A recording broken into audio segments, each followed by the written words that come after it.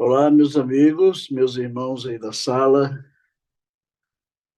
É um privilégio muito grande estar junto aqui com vocês para estudar a palavra do Senhor e suplicar ao Senhor que use a nossa mente de tal forma de que tudo que nós venhamos falar aqui venha do trono da sua graça para nos edificar e nos colocar cada vez mais ali próximo a Ele. Sou grato aí ao pastor pela oração. E meu pai realmente está muito debilitado, pouco da velhice, né? 94 anos não é fácil, mas ele foi um grande missionário, ele pregou a palavra a tempo e fora de tempo, foi um desbravador da palavra do Senhor lá em Juazeiro do Norte, terra do Padre Cícero, aqui para os que são nordestinos, né? E hoje nós temos ali a igreja sólida, uma igreja pujante, né? Vários distritos dentro da própria cidade de Juazeiro do Norte, e a nossa gratidão a Deus por isso, né?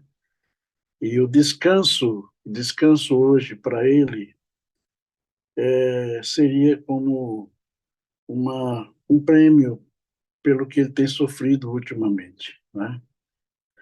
E a gente sofre, a gente sente, a gente chora por tudo isso, mas o Deus do céu tem tudo em suas mãos. Não cai uma folha de uma árvore que ele não tenha conhecimento. Então, essa é a nossa esperança, e certamente os meus irmãos que estão lá em Macapá, eles também comungam dessa mesma esperança, e certamente vamos estar juntos todos um dia no Reino Celestial. Nossa gratidão ao pastor Wagner pelo convite para estarmos aqui com vocês, partilhando a palavra do Senhor mais uma vez. A equipe que cuida dessa sala, gratidão eterna, né? Pelo sacrifício, pela forma muito competente que vocês têm conduzido a cada culto aqui nessa manhã. Eu costumo dizer, quando eu vou pregar nas igrejas, que eu falo sobre a sala, eu costumo dizer que nós temos um banquete espiritual, todo dia cedo, né? Exceto as terças-feiras e o sábado. Mas é um verdadeiro banquete, né? Espero que o Senhor Deus me use e que a palavra do Senhor hoje ela venha para edificar a sua vida. Como, ao preparar essa mensagem, eu fui edificado pelo Senhor, para que possamos, então, nesses últimos dias difíceis que estamos vivendo, sermos aí encorajados a sermos vencedores no grande Deus eu sou. Tá bom? Bom, vamos abrir a palavra do Senhor no livro de Jeremias. Jeremias, capítulo 18. Nós temos aqui nesse capítulo 18 e no capítulo 19, nós temos aqui duas ilustrações que são plenamente usáveis nos dias atuais, né? Capítulo 18, o Senhor pede que o profeta vá à casa de um oleiro e ali observe como se faz um vaso.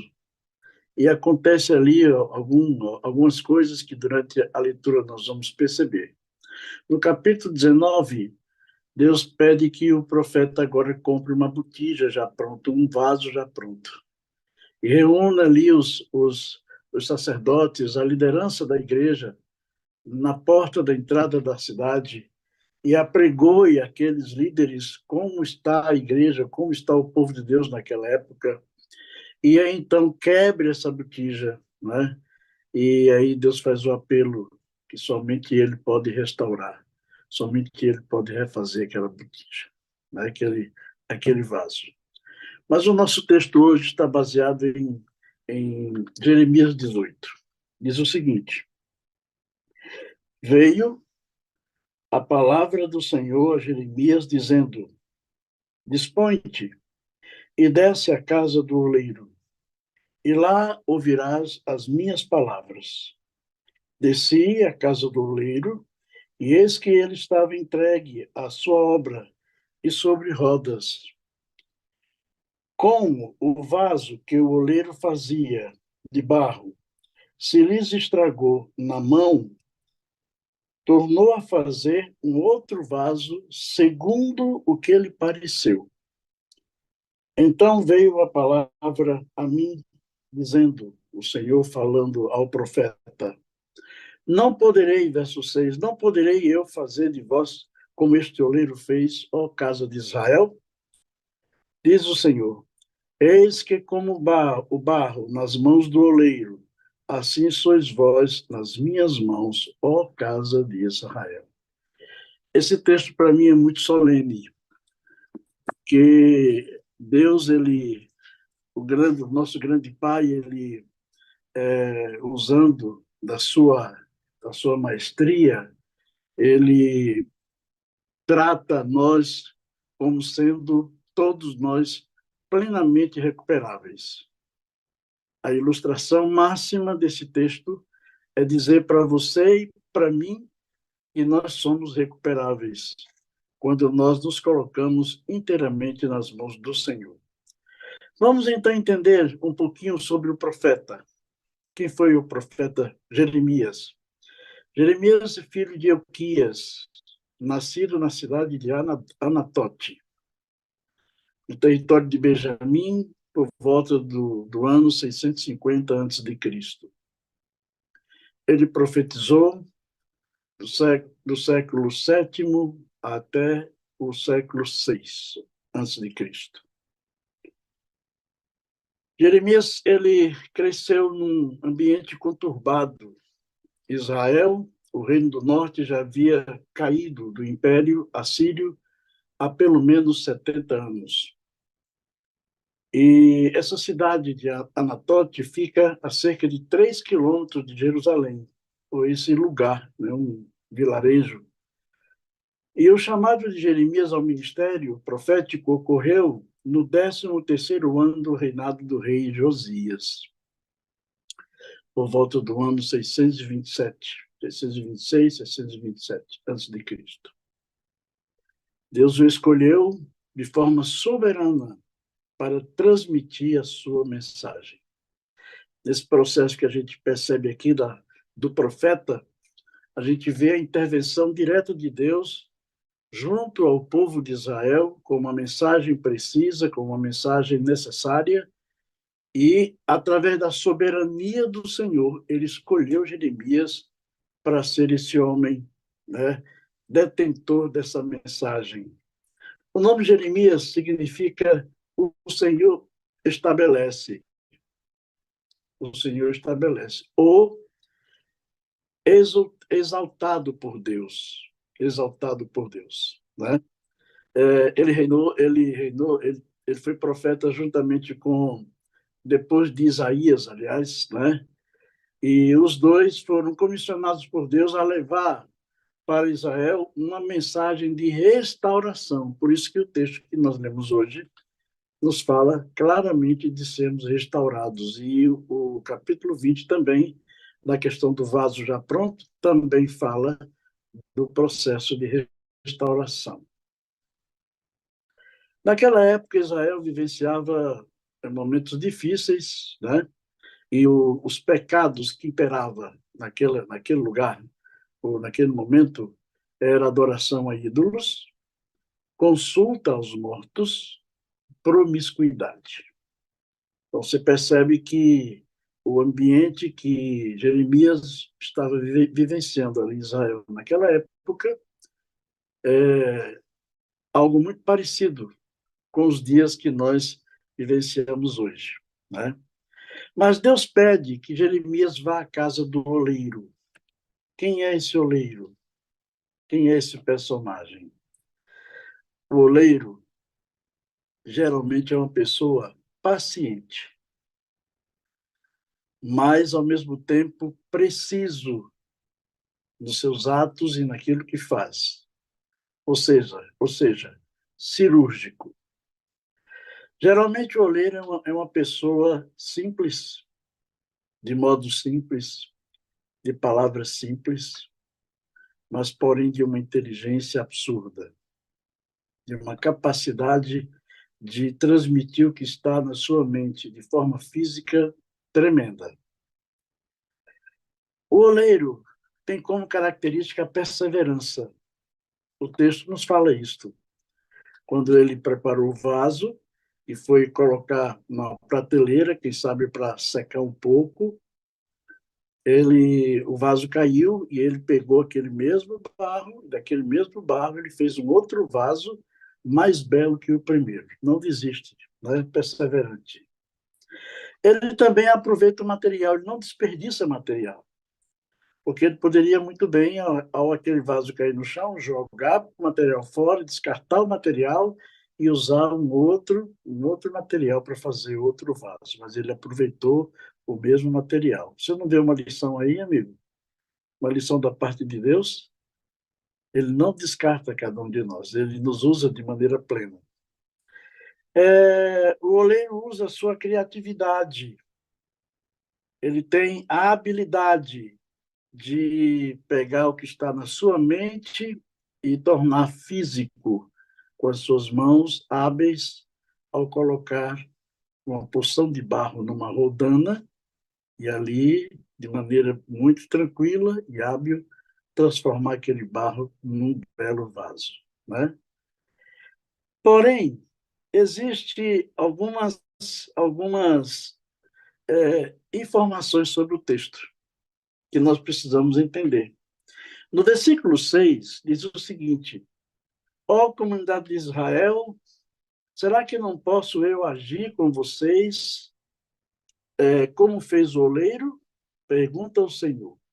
O Senhor perguntando, dialogando com o profeta através do povo.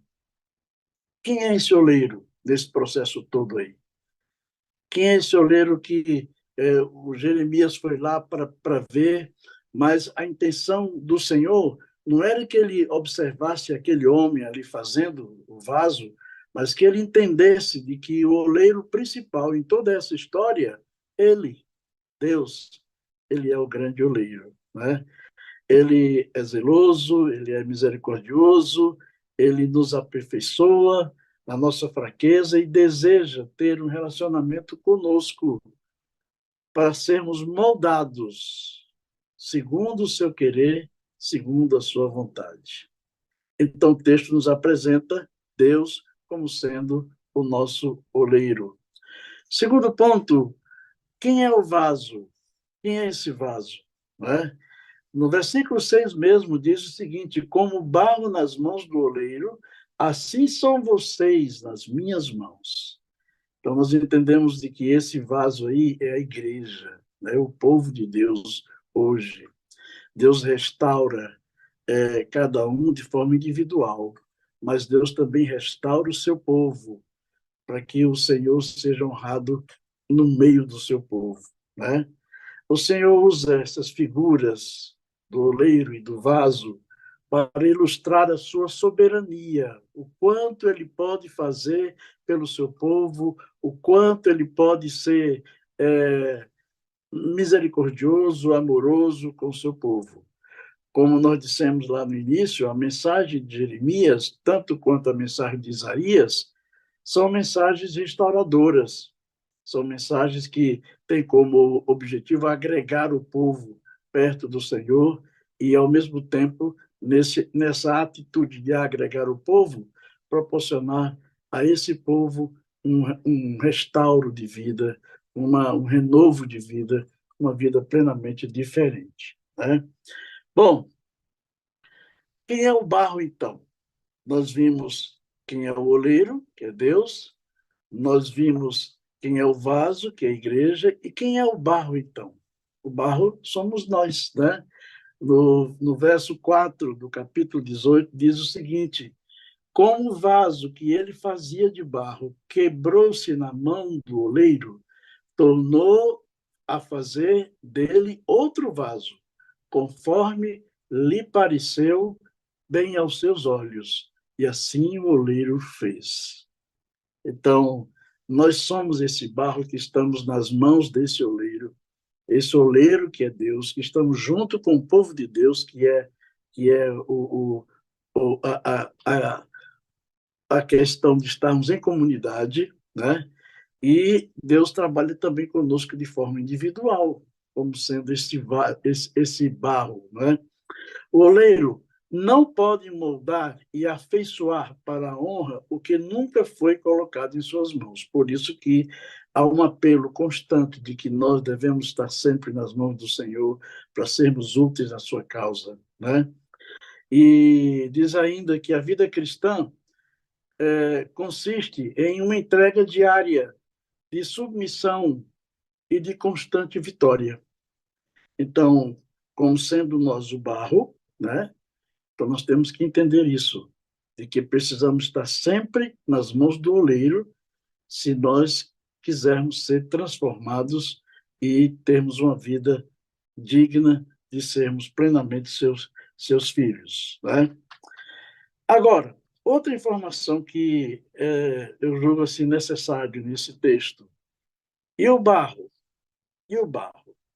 Eu fiz aqui uma pesquisa rápida concernente ao barro que esses oleiros usam.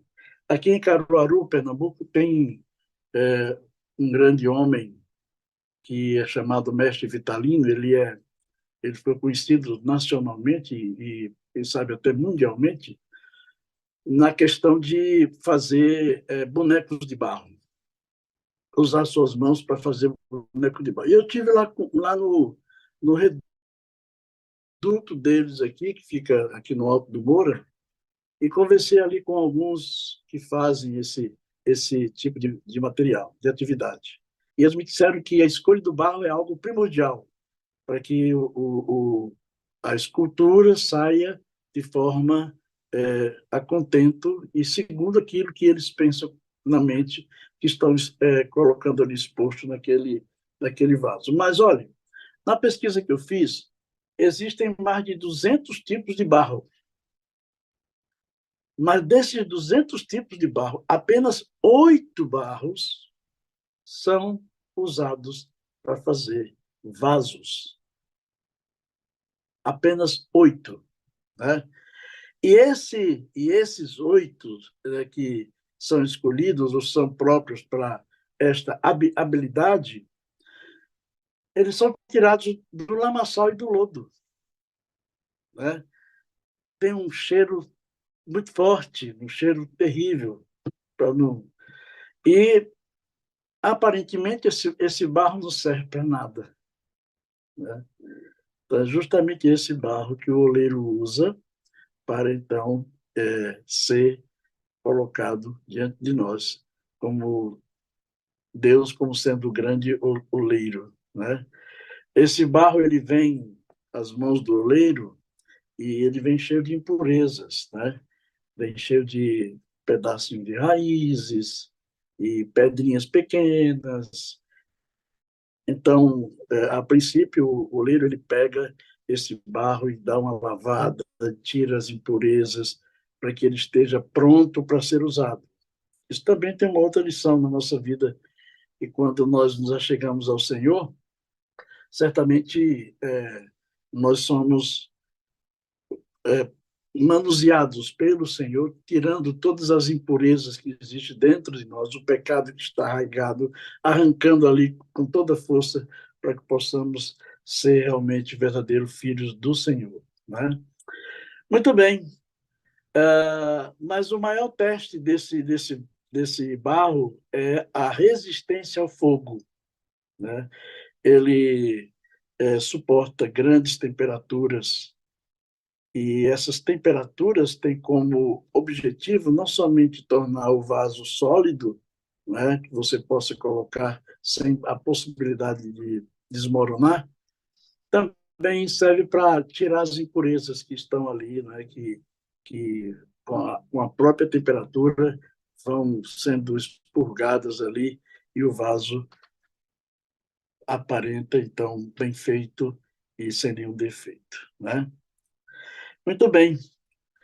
Quais são as lições que esse texto nos apresenta, meus amados? Eu detectei aqui pelo menos 4 lições. A primeira lição é que nós somos o barro e o barro não tem valor. Nós somos o barro e o barro não tem valor. Esse barro você encontra em qualquer lugar, qualquer ambiente que seja favorável, tendo esse mau cheiro, escolhido dessa forma. Isso diz para nós de que o tempo passaria e esse barro continuaria ali sem ser usado. Porém, Deus se coloca como oleiro para que ele possa, então, nos moldar e fazer de nós algo de valor. Algo de valor. Eu fico impressionado com o processo de conversão das pessoas. Fazendo evangelismos aí, durante meu ministério, a gente via pessoas que entravam ali na tenda do evangelismo, ou então nas igrejas, por onde nós fizemos ali, pessoas que não representavam nada para a sociedade, que não agregava nenhum valor intelectual, moral, pessoas que vinham ali como sendo verdadeiras escórias da sociedade. E na proporção que a palavra ia ocupando espaço no coração dessas pessoas, a gente percebia mudanças incríveis na vida dessa pessoa, a ponto de, no final do trabalho feito, essa pessoa se entregar inteiramente nas mãos do Senhor para que ele pudesse adquirir o valor que o Senhor queria agregar à sua vida. E a gente via pessoas que eram escórias, agora sendo colunas fortes dentro da casa do Senhor. Essa é a primeira lição.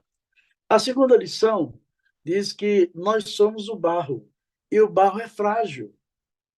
É tão frágil que, assim como tem que haver habilidade para manuseá-lo ali na roldana e colocá-lo de maneira pronta para ser usado, é tão, é tão frágil que, se você não tiver o cuidado ao conduzir ao lugar para secagem, ele pode cair e pode se deformar completamente.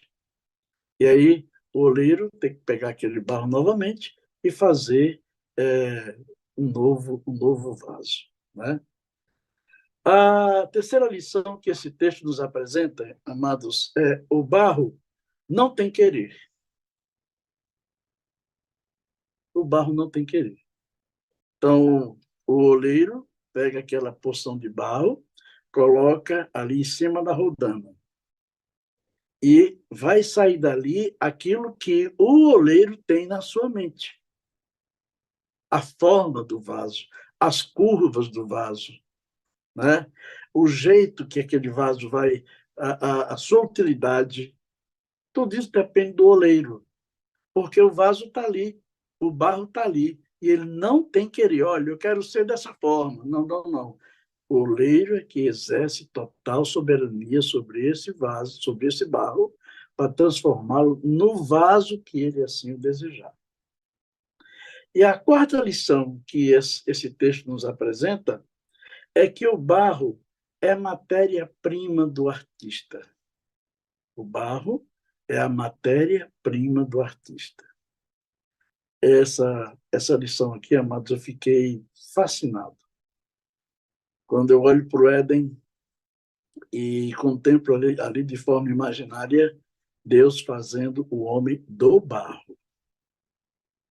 E o maior dos artistas, ou seja, o maior dos oleiros, usando suas mãos hábeis para formar esse homem à sua imagem e sua semelhança, porque o barro que está ali é a sua obra-prima, é a sua matéria-prima, para transformar num vaso que assim o desejar. Primeira lição: somos o barro, e o barro não tem valor. Segunda lição: somos o barro, e o barro é frágil. Terceira lição: o barro não tem querer. E a quarta lição: o barro é a matéria-prima do oleiro. Né? Bom, quais são as intenções de Deus com essas mensagens aí inseridas nesse texto aí, do verso 1 até o verso 6? para nós que somos seus filhos hoje, em nossos dias.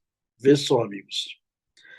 Deus quer nos ensinar que Ele não desiste de nós. Ele não desiste de nós. Eu fico impressionado, às vezes, como Deus insiste com pessoas. E as pessoas, elas vêm para o Senhor, depois saem, depois voltam para o Senhor de novo, depois saem, depois volta de novo, e Deus ali insistindo, de braços abertos, para abraçar aquela pessoa, trazê-lo de volta ao seu redil. É impressionante. Quando o vaso quebrou nas mãos do oleiro, que o texto aqui nos apresenta, o oleiro não jogou fora aquela matéria-prima. O oleiro usou a mesma matéria. E aí, usando aquela matéria com as suas mãos hábeis,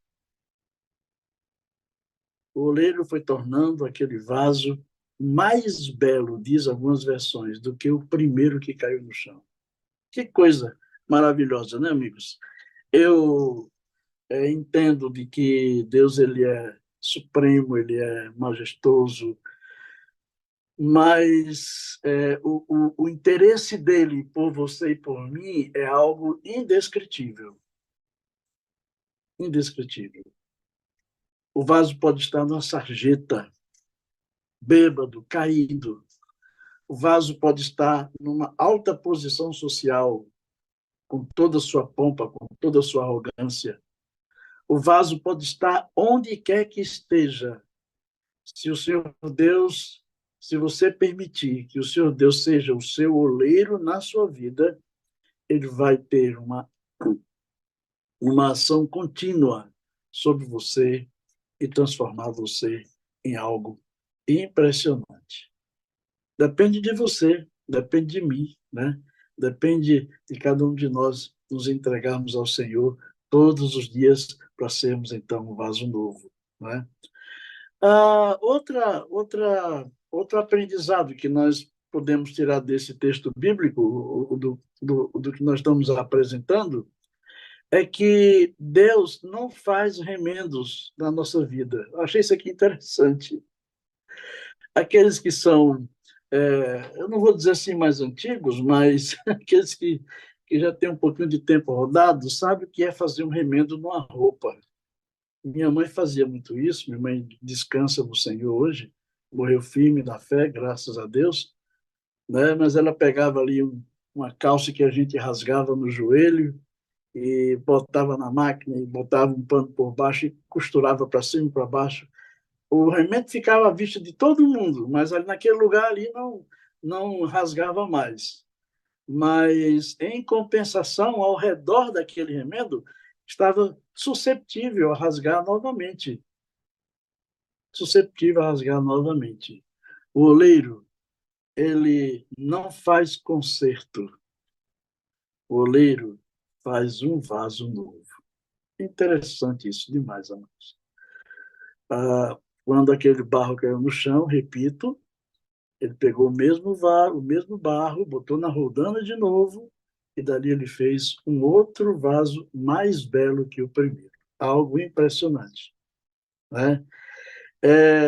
Mesmo sem entendermos, o nosso papel hoje é deixar que o Senhor ele seja o oleiro da nossa vida para nos tornar vasos firmes e fortes novamente e não sermos remendados, mas sermos refeitos totalmente pela mão do oleiro.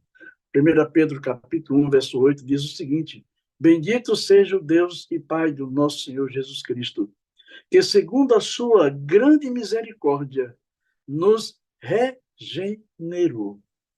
Gosto dessa palavra demais. Nos regenerou, ou seja, nos fez de novo, nos gerou de novo para uma viva esperança, para a ressurreição de Cristo Jesus dentre os mortos. Então, lembre-se disso. Deus não faz remendos na sua vida. Deus faz você de novo. Deus me faz novamente, né? O terceiro ponto que a gente quer abordar nesse aspecto diz que Deus não faz de você um vaso que você quer ser, mas ele faz o vaso que você precisa ser, né? Como eu disse anteriormente, o barro não tem querer, né? O barro não tem querer. E por não ter querer, ele está plenamente submisso aí à atividade do oleiro. É isso mesmo? Então, Deus pede para nos entregarmos a Ele sem reservas. Nenhum vaso se molda sozinho, amados. Nenhum vaso se molda sozinho. O que devemos fazer é nos entregar nas mãos do oleiro sem reservas. Entregar nossa personalidade, entregar nossos planos e entregar o nosso caminho, para que Ele possa ser o grande gerente da nossa vida, nos conduzindo de maneira segura ao reino celestial. Bom, partindo então para a conclusão dessa mensagem de hoje, né? Dois pontinhos aqui que são necessários. Deixe Deus te quebrar e fazer de você uma nova criatura. Sabe, amados, isso não acontece só uma vez. Isso precisa acontecer diariamente, pela ação do Espírito Santo na nossa vida, pelo clamor, pelo batismo do Espírito Santo diário na nossa vida, devemos reconhecer que nós precisamos ser moldados todos os dias, a cada instante, a cada momento. E outro ponto, para concluir a mensagem de hoje, diz o seguinte: somente Deus é capaz de tirar todas as impurezas que existem na nossa vida e nos tornar plenamente úteis na sua causa, também plenamente limpos. Por que a gente fala isso? Por quê? Porque certamente existe aí algumas situações que você pede perdão, depois volta a cometer o mesmo erro, pede perdão de novo e comete novamente a mesma situação. Então, em meio a tudo isso, nós temos que entender que Deus precisa operar na nossa vida, porque somente Ele tem a habilidade, o poder de tirar as impurezas que o inimigo tem colocado na nossa vida para sermos plenamente úteis nas mãos dele. Para finalizar, eu repito o verso de 1 Pedro, capítulo 1, verso 3.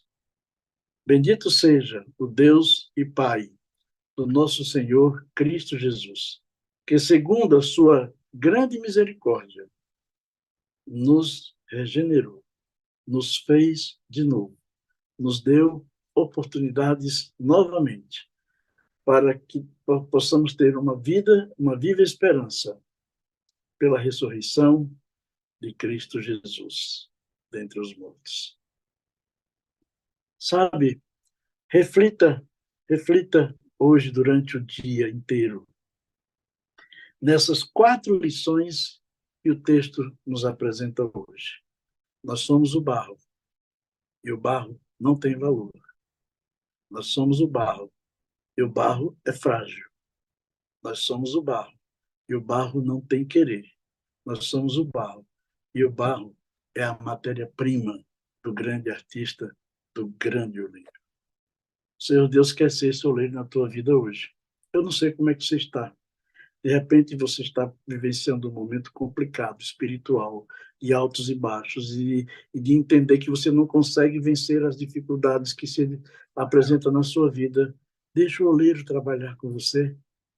Deixa o oleiro pegar você, untar você com água e trabalhar de dentro para fora, tirando as impurezas que estão dentro de você, porque na proporção que ele faz isto, ele vai tornando o seu exterior o mais belo possível.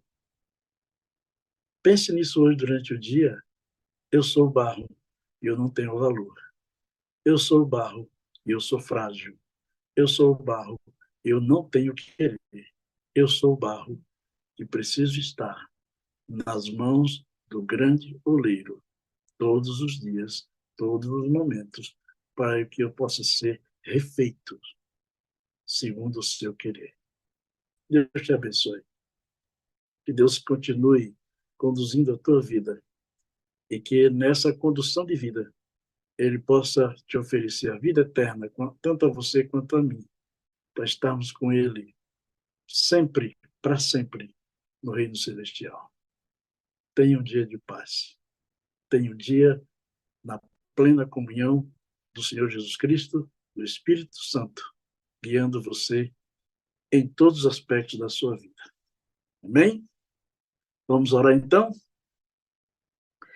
Querido Pai, nosso Deus, muito obrigado, Senhor, porque Tu nos deu o privilégio de abrir a Tua palavra, estudar esse texto que são proferidos vários sermões em cima dessas passagens bíblicas, abordando vários aspectos. Mas, Senhor, nesse momento, Tu resolveu tocar no nosso coração, de entender de que Tu és o nosso o oleiro que necessitamos para moldar a nossa vida diante de Ti todo dia, toda hora, a cada minuto, a cada segundo. Senhor, nós somos fracos, nós não temos valor, nós não temos querer. Por isso dependemos da Tua soberania, guiando o nosso ser a cada instante, dizendo, é por aqui, faça isso, faça aquilo, para que possamos refletir onde quer que estejamos a Tua glória e a Tua grande misericórdia.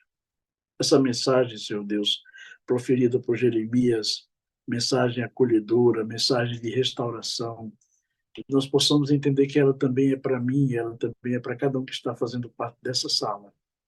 Nos ajuda, Pai, a vivenciarmos isso diariamente na nossa vida, hoje e sempre. Em nome do Pai, em nome do Filho e em nome do Espírito Santo. Amém. Amém e amém. Glória a Deus, meu pastor Gilberto Ludogério. Quantas lições, né? A palavra de Deus se renova. Mesmo um texto conhecido, nós podemos extrair lições importantes para a nossa caminhada, né, Com pastor? certeza, com certeza. Que a nossa esperança hoje de sermos refeitos, regenerados pelo Espírito, ela certamente se renovou. E nós vamos passar esse dia aí pensando nessa mensagem, deixando o oleiro nos moldar, né? Nós Isso somos mesmo. fracos, ele nos faz forte, né? Nós não temos querer, então ele nos dirige, ele nos guia. Então nós não temos valor, mas ele nos ama e nos torna valorosos. E nós somos a matéria-prima desse oleiro, né? É ele que trabalha na nossa vida. Amém, pastor. Isso mesmo. Deus Muito seja obrigado, louvado. pastor. Muito obrigado pela mensagem. Que Deus continue abençoando, usando o Senhor a cada dia. E eu quero dizer que eu amo o Senhor, preciso do Senhor para ser feliz. O Senhor é a parte visível de Deus e eu creio mais em Deus porque o Senhor existe. Eu também gostaria de dizer isso para você e para toda a classe, né? Eu amo vocês, amo você, meu pastor. Necessito de você para ser feliz e de toda a classe para ser feliz. Vocês são partes visíveis de Deus na minha vida, no meu caminhar, e nós cremos mais em Deus porque cada um de vocês existe. Amém. Deus Glória a abençoe. Deus. Amém a nós todos. Amém. Um excelente dia, meu pastor. Muito obrigado. Obrigado. Obrigado. Muito bem, meus irmãos. Vamos nos lembrar, né, que nós somos barro nas mãos do oleiro. Antes de nós irmos para o testemunho, eu quero rapidamente mostrar para você, fazer aqui um convite a vocês. Deixa eu mostrar aqui rapidinho. O convite é esse daqui, ó. É uma programação que vai acontecer no próximo sábado, né? É, conduzida aqui pelo nosso irmão Rogério. Ele está aqui na sala, é um dos promotores, né? Aqui da sala.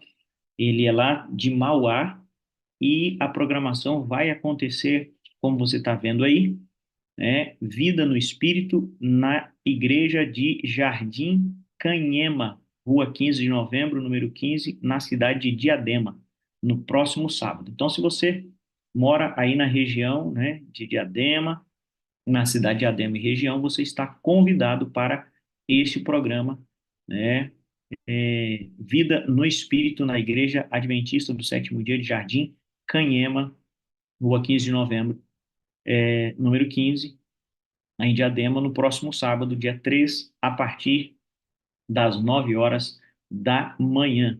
Obrigado, irmão Rogério, aí pelo trabalho de divulgação da Sala 57, que o Espírito Santo continue usando você.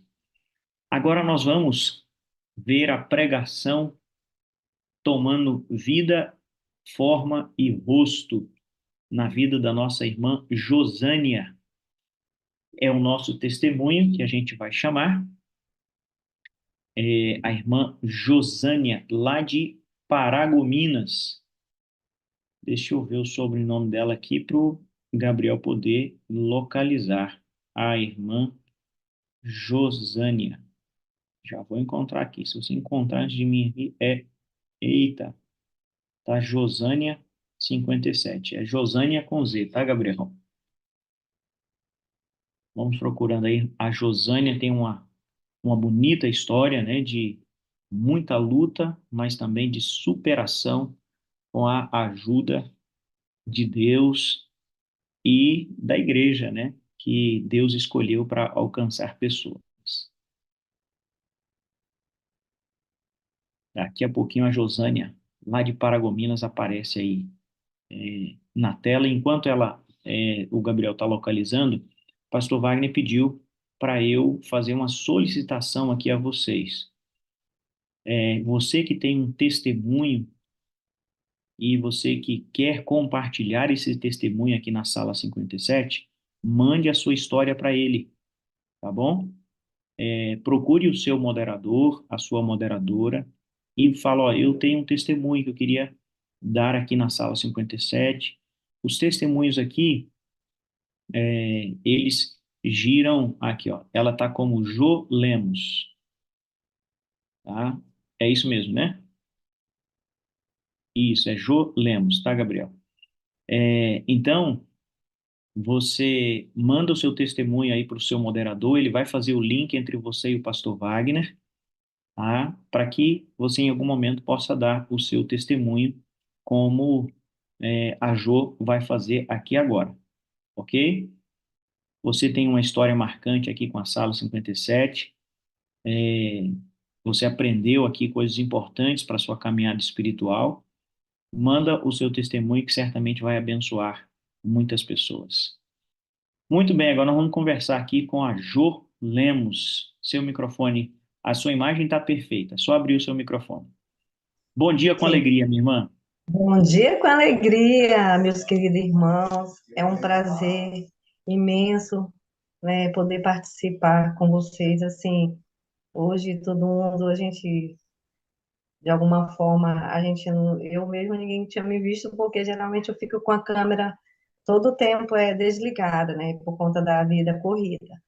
Mas quero dizer que essa é uma das famílias que a gente adquiriu, né, que eu adquiri hoje, né, que eu tenho. Amém. Mesmo distante, eu sei que a gente está junto e unido em oração, né? Eu me chamo Josânia Soares Lemos, nasci na cidade de Presidente Dutra, Maranhão, e aos 3 anos de idade, minha mãe, com a herança dela, que foram os 5 filhos dela, viemos para o Pará, né? Para a cidade de Paragominas, e até hoje estamos aqui. Eu não me sinto fazer igual o testemunho do irmão. Eu não me sinto totalmente maranhense pelo fato de eu ter sido adotada pelo Pará. Então, a minha cultura, meu jeito de ser tudo é aqui na cidade de Paragomina, né, do Pará, que me acolheu. Então, Muito me bem. sinto fluminense, né? E Irmã Jô, sim, é, bom, você nasceu no Maranhão, mora em Paragominas, né? Eu já ouvi falar dessa cidade de Paragominas. E a sua família, como é que é? O nome do esposo, dos filhos? meus filhos, eu tenho 2 filhos de 21 anos e outro de 25, o Ellison, de 25, o Emerson, de 21 anos. Meu esposo é o Flávio, né, de Oliveira, no qual a gente já tem uma relação, a gente está junto já tem 6 anos. Muito Estamos. bem.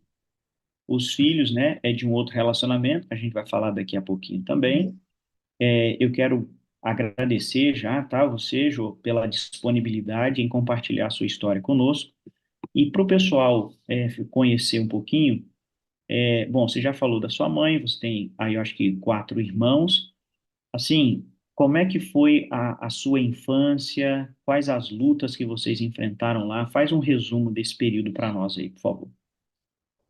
Pessoal, irmãos, eu nasci, como disse, a maior herança que a minha mãe teve quando saiu do Maranhão foi os filhos e um pouco de roupa dentro de uma mochila, dentro de uma que veio do Maranhão tentar a vida aqui em Paragominas, né? Uma vida sofrida no Maranhão, quebrando coco, separou do primeiro marido, eu sou já de um relacionamento fora, os outros irmãos já são do primeiro marido dela, e não deu certo lá, o motivo de uma filha mais nova da minha avó ter casado e ter vindo embora para cá, minha avó e todo mundo veio embora, né, para Paragominas, tentar uma vida melhor. E assim a gente veio, com muita luta, minha mãe nos criou trabalhando com uma tia minha, desculpa, uma tia minha que tinha um restaurante aqui, ela começou a trabalhar, juntou um dinheirinho, comprou uma casinha pra gente, e nessa casinha o meio de vida que ela teve foi ter um bar, né? Nos criou através desse bar, né? Era um bar e nesse bar ela colocou uma porta que a gente não podia, era restrito, a gente não podia passar por bar quando estivesse aberto, né? Então ela, do jeito dela, ela nos criou, tentando passar da melhor forma aquilo que ela aprendeu dos seus pais, né? E me ensinou da maneira dela de conhecer Jesus, né? A toda a vida a falar do amor de Jesus. Nunca foi de ir numa igreja, ela é uma pessoa muito devota na igreja católica, porém ela nunca frequentou, devido à questão também, acho que do costume, e também que não foi tido pela família que ensinou, e também pelo fato também de viver doente. Minha mãe é acometida de uma dor de cabeça, e é o tempo todo indo, ela até hoje ela tem essa dor de cabeça todos os dias, né? Todos os dias ela tem essa dor de cabeça e não larga. Ela disse que é uma coisa que não larga ela desde a sua juventude. Então a minha mãe, ela assim, tomava o dia todo em remédio para ela ficar bem, para a noite ela trabalhar no bar, para poder adquirir um dinheiro para a gente poder se alimentar. Às vezes a gente tinha 2 refeições e às vezes a gente só tinha uma refeição.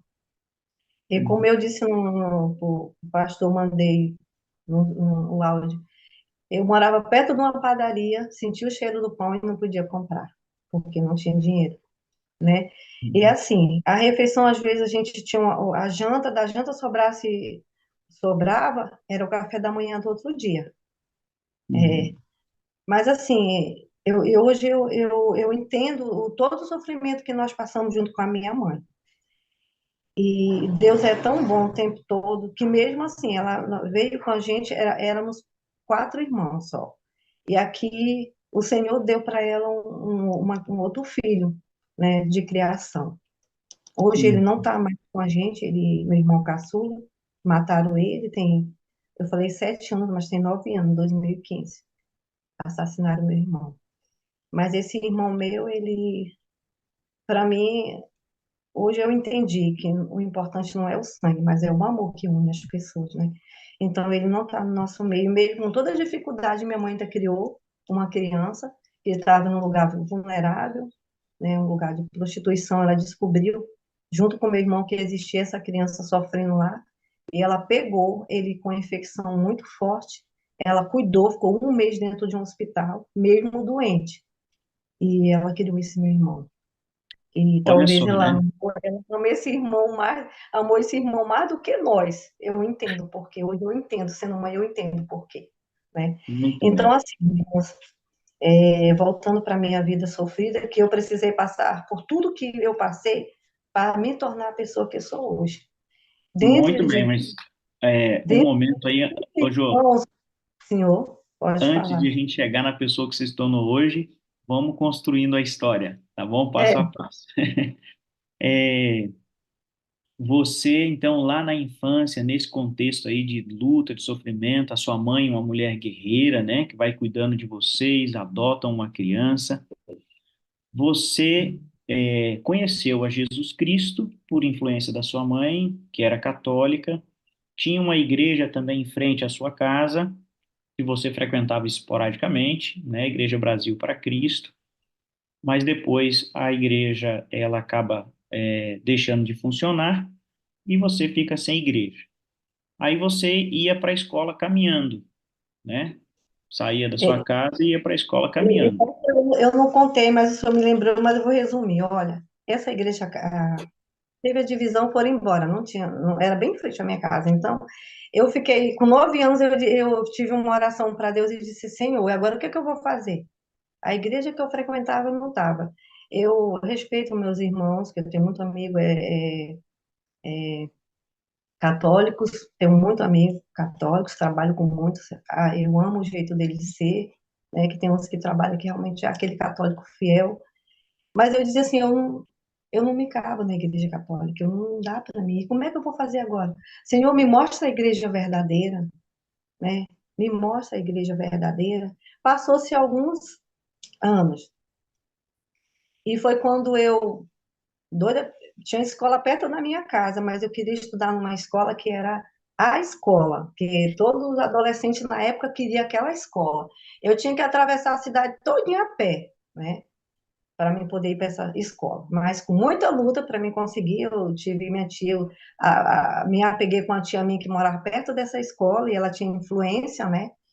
Na época ela era a melhor que tinha condição da família, então ela usou as influências dela e conseguiu uma vaga para mim, com muito sacrifício. E lá vai eu para essa escola.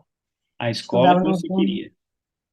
Aí estava tendo 3 turnos, de tanta gente, de tanto aluno que tinha, era 3 turnos que tinha. E eu fiquei no último, que já saía já de noite da escola. E passando, né, na metade do caminho, da trajetória que eu passava, me chamou a atenção numa praça uma grande tenda. Eu digo, "Men, que circo é esse mesmo, hein?" E aí, muita gente, a gente passando lá e digo, menina, e as propagandas lá, o pessoal lá fora chamando aquela coisa diferente. Eu digo, circo não é, né? Eu e essa uma colega que tinha, que morava perto da minha casa, a gente, vamos lá ver o que que é isso, né? Aí nós encostamos lá e estava lá, né? O pastor Moisés, e tinha uma faixa grande, ó, quem vem todas as noites vai ganhar brinde, vai ganhar uma Bíblia. Eu disse, Aparecida, vamos todo dia, vamos vir, vamos preparados, vamos participar. Hoje que eu não falei nada para minha mãe. E minha cidade, na época, matava um sorrindo, sabe? Era morrendo de gente o tempo todo. Era uma cidade, assim, conhecida como Paraguabala. Então, eu não Misericórdia. podia ficar lá, que senão minha mãe ia ficar preocupada, né? Aí eu disse, hoje nós não fica não, mas amanhã a gente fala com a tua mãe para a gente ficar, porque eu dependia dela, porque eu não podia ir só, porque eu já chegava, era muito longe para chegar na minha casa, eu sozinha eu tinha medo, né? Aí Uhum. assim a gente combinou, aí no dia seguinte a gente encostou. Até a última noite nós fomos. Não fomos a última noite porque não deu certo, né? Uhum. Mas assim, fui todas as noites, cada vez mais animada, e eu lembrei daquilo que eu tinha pedido para Deus. É essa igreja que eu quero ser, que eu quero participar. Ela aí veio logo o clube, né? Falando do clube, aquela coisa assim, totalmente diferente daquilo que eu imaginava, né? Então eu disse assim, aqui é meu lugar. Mas, Ô, Jô, paralelo a isso, eu tinha um sonho tinha umas primas minhas que tinham feito a primeira comunhão com o vestido de casamento dessa minha tia que arrastou nós todo mundo do Maranhão, né? Ela casou de véu e grinalda e tinha esse vestido dela que 2 primas já tinham feito primeira comunhão e eu tinha vontade de vestir esse vestido também, né? E aí, o paralelo, indo para a igreja, lá para o auditório, para a tenda, e nos domingos eu ia participar da escola lá para me fazer a primeira comunhão. para E poder assim usar o vestido. para poder usar o vestido. O intuito era usar o vestido mesmo, né? E comer a hóstia. Eram as duas coisas que eu pensava. Coisa de criança mesmo, de adolescente, né? E assim a gente fez. Eu participei de tudo e fiquei para o último batismo, mas nesse último batismo aconteceu que a gente precisava ir participar de um passeio. E eu não era daquelas que não gostava de perder nada, né? Mas do passeio, eu não tinha bicicleta. Do passeio para a gente era de 7 a 10 quilômetros, eu não recordo muito bem, fora da cidade. E rodava a cidade toda em minha casa para poder sair, né? E mais o passeio que era mais um pouco distante. Era só mata e a estradona. E nessa época acho que o pessoal tinha muita confiança que eu falei que só ia com essa condição deles me liberar. Para mim, quando desse umas 4 horas, eu ia, porque a primeira comunhão ia ser 5h30. Eles deixaram, e assim fui. Brinquei, eu participei das coisas e tal. Hora de ir, perguntava meu líder, fui. Andava, corria, andava, descansava um pouquinho andando e corria, e assim eu fui. Cheguei, a minha irmã já tinha preparado o meu vestido lá, e tudo a pé, isso é no pezão mesmo. E ela me vestiu, mamãe nunca pôde participar das coisas, como eu falei para vocês, minha mãe sempre foi ausente por conta da enfermidade, eu ganhei independência assim muito, muito nova, e voltei para o meio da cidade, né? Que meu bairro era longe. E assim cheguei lá, já estava na metade da programação, mas participei, né? Fiz a primeira comunhão. Ao voltar para casa, a chuva me pegou e muita chuva forte. Não teve como eu voltar para me batizar por conta de eu não ter ninguém para ir comigo, a chuva muito forte, muita lama, porque não tinha. A nossa cidade na época era uma cidade, principalmente o meu bairro, é daquelas que tu, para te andar, tu era uma queda, porque é aquele barro que dava chuva, você caía mesmo, ficava uma parecia que colocava era sabão. E não Ô, deu para João, mim. então, assim, só para o pessoal poder entender, no mesmo dia que seria o seu batismo na tenda, seria também a sua primeira comunhão, porque você queria usar o vestido e comer a hóstia. Aí você conseguiu ir no passeio do desbravador, vir para a primeira comunhão, mas não conseguiu chegar para o batismo, Não consegui. né? E Aí ficou triste e tudo mais, mas o pessoal arrumou um jeito aí de você ter uma igreja para frequentar. foi. Aí fiquei frustrada, né? Chorei muito porque o que eu queria também de verdade não aconteceu, que era o batismo. Para mim, eu fiquei assim meio que inconformada, né? E depois entraram em contato comigo, eu expliquei e apresentaram que no meu bairro existia uma igreja, né? Que seria a mesma coisa daquilo que eu vivi lá na tenda. E foi assim que o ancião me passaram e o ancião foi e me visitou. E eu comecei a frequentar a igreja do Jardim Bela Vista, que é aqui até hoje eu enterrei meu umbigo lá, né? Não consigo sair de lá. No qual eu tive, faço juízo à minha camisa, né? Acolhimento, que isso fez toda a diferença na minha vida. Me fez com que eu por 4 vezes saísse, eu falava assim, dava as férias, né? Saía de férias, por 4 vezes saí de férias, que eu não quero mais essas férias, e retornasse por conta da base, essa base que eu tive, esse acolhimento por pessoas, pelo ancião chamado Otacílio na época, o irmão Patrício, que já não está em vida mais, ele me acolheu, e a paizinha, que até hoje é meu pilar de oração, minhas idas e voltas, ela nunca deixa de orar todos os dias por mim, eu acredito porque, por mais distante que eu tivesse da igreja, mas eu nunca me desliguei totalmente, porque eu sei que tinha pessoas orando por mim, e ela é uma dessas. Fiel. Então, a Paizinha, a Lene, são pessoas da igreja que te Ah, acolheram e nunca desistiram de você. Mesmo quando é. você se afastava, elas estavam ali buscando uma chance. Eu não podia nem me fugir dela, porque trabalha no mesmo escola que eu trabalho, há muitos anos, né? Agora, essa semana, ela se aposentou e eu já estou sentindo falta, porque eu corria da linha igual o cão foge da cruz, porque eu estava andando errada e ela, a hora de voltar, teve o sermão fulano de tal, menina, Jesus está voltando. Mulher, não fala isso não, porque eu não estou preparada para ouvir ela. Ela disse, ei, eu quero falar contigo, mandar a mensagem, era o dia que eu fugia dela, que quando ela viu a mensagem, Jesus está voltando, Jô, as profecias estão se cumprindo. Jô, tu tem que voltar para a igreja. Eu sonhei contigo, menina. Ela me botava terror e eu fugia dela, né? Eu dizia para ela: se acalma, Jô, eu tenho medo de Jesus voltar e tu não ir, mulher. Eu não sei o que vai ser. Não, não me vejo no céu sem tu. E ela ficava o tempo todo. Ela tem um amor assim por mim ou por ela.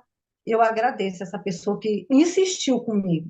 Nunca desistiu de mim, nem ela, e nem a paizinha, nunca, do jeito dela, nunca desistiu de mim. Então, É. isso fez e faz a maior diferença na vida da gente, quando a gente tem acolhimento dentro da igreja, quando a gente, olha, hoje eu me preocupo não só com pessoas que estão batizando, para ser batizada, mas a minha preocupação maior é o acolhimento, né? A gente tem que se preocupar em que essas pessoas permaneçam dentro da igreja, né? É Sim. importante se batizar, nossa, é o objetivo, esse é o nosso foco, mas a gente tem que pensar, é o depois do batismo, é o acolhimento, né? É o que eu tive, se não fosse essas pessoas terem me acolhido, eu não estaria dentro da igreja, de me Uhum. levar para suas casas, realmente me incluir no meio, e não teria ter voltado às vezes que eu saí da igreja. Ô, Jô, agora não vamos entrar em detalhes, mas vamos só para preencher a sua história. A gente lá no início mencionou, falando dos seus dois filhos, né, de um outro relacionamento. Você estava na igreja, procurando alguém da igreja, mas infelizmente não deu certo e você casou com uma pessoa que não era da igreja. Fala para É. nós um pouquinho dessa experiência aí. Por 6 anos eu jejuei por uma pessoa, justamente porque eu queria ter um lar no qual eu professava a mesma fé que a minha, porque na minha casa, a minha mãe me apoiava, mas os meus irmãos não entendiam que eu não podia comer carne de porco, eles não entendiam, a minha religião era crítica. Então eu pensava assim, mas antes de eu casar, eu ter um lar, é o sonho que eu tenho um lar, por nunca poder sentar na porta da minha casa porque era um bar, e ter assim, viver uma vida mais tranquila, ler minha Bíblia de madrugada, que eu não podia ler porque às vezes o bar ia até de madrugada. Então eu tinha um sonho de ter um lar adventista. E por 6 anos eu orei pedindo para Deus. Fui comportora, andei um pouquinho, né? E orando. Aí me frustrei, porque eu disse, Senhor, eu preciso. Eu não aguento mais viver dentro da minha casa. Às vezes, o porco lá, ele era em tudo. Tinha óleo de porco, era em tudo tinha porco. Então, eu passava muitos dias comendo pão e suco. Na época, até que suco, né? Quando eu comecei a trabalhar nessa época, né? Então, Uhum. eu ficava desconfiada de comer dentro da minha casa por conta do porco. E eu, na minha forma, não julgava a minha mãe porque era o que ela podia dar, porque dali ela comprava o toicinho, do toicinho ela fazia a banha, da banha ela fazia o restante da comida, né? E eu não podia Uhum. reclamar porque eu não queria deixar ela constrangida, então eu sofri um pouquinho. E eu achava bom quando chegava no sábado, porque eu sabia que no sábado eu não comia em casa. Era essas famílias sempre todo sábado eu sabia que eu ia comer fora, sábado e domingo eu sabia que eu contava com os irmãos que eles me chamavam, sempre, sempre. Eu já era acostumada porque eu sabia que eles iam me chamar. Mas durante a semana eu sofria, né? Então eu queria ter um lar que eu pudesse ter a sonhar tudo aquilo de uma família adventista, de ter os meus princípios, né? E 6 anos eu orei e não tive paciência. Dentro do meu trabalho, que na época eu comecei a trabalhar em 91, eu conheci o meu marido, né, o meu ex-marido. E lutei muito, mas não deu certo. Ele foi persistente, aí eu casei com ele, né? Ele queria que eu fosse embora para o Ceará, para Fortaleza com ele, sem casar. Eu digo, não, na minha casa eu não saio sem casar, né? Eu não vou sair sem casar. Eu quero sair da minha casa, a realizar esse sonho da minha mãe, de ver a filha saindo de casa mais casada, né? E foi Uhum. assim que eu fiz. Casei para mim poder ir embora. E aí eu casei, fui embora, deixei meu trabalho, né? Trabalhava na prefeitura como professora. Tudo aconteceu assim muito rápido. Eu ser chamada para trabalhar e logo veio o casamento, né? E nisso aí também perdi porque fui embora para Fortaleza. Sofri quase 2 anos lá, sofri muito. Tinha hora que eu brigava com Deus, dizia assim, Senhor, já te pedi, te imploro, me leva para perto da minha mãe, me leva para minha cidade. Eu não aguento sofrer. O marido, bêbado, o tempo todo, saía às 5 horas da manhã, voltava às vezes meio-dia, meia-noite, porque o trabalho dele, ele ficava no tal do Corujão até meia-noite. Eu sozinha, num bairro super perigoso, eu me obrigava a ir com a família dele em outro bairro, puxando um filho, que eu só tinha época um filho, e chegava lá, eu era tipo uma empregada da família, para poder ter o amor deles, eu me sujeitava a fazer tudo, Uhum. distante da É, mãe, nunca tinha deixado minha mãe, e distante, né? Me sentindo sozinha. A igreja que eu frequentava era muito longe, só ia no sábado, porque à noite eu tinha medo de ir e não tinha condição de ter uma bicicleta para ir. Foi muito sofrimento. Chorava dia e noite com Deus, pedindo para Ele me trazer de volta para casa. E foi quando Deus, quase 2 anos, Deus me ouviu. Eu vim embora para casa da minha mãe. E eu sempre fui muito virada, como eu disse, meu sofrimento fez com que eu virasse adulta antes da hora. uhum. Eu virei adulta antes da hora.